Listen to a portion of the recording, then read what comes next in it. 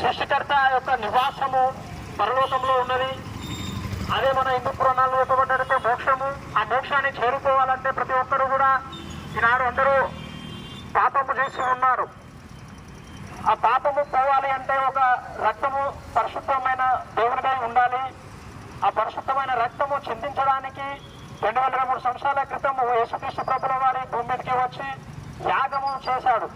మన వేదాల్లో చెప్పబడ్డట్టు రక్తము చిందింపకుండా పాప క్షమాపణ కలగదు అని ఒక శ్లోకం ఉన్నది. మీ అందరికి తెలిసిన విషయం అని మేము మళ్ళీ అది చెప్పాల్సిన అవసరం కూడా లేదు.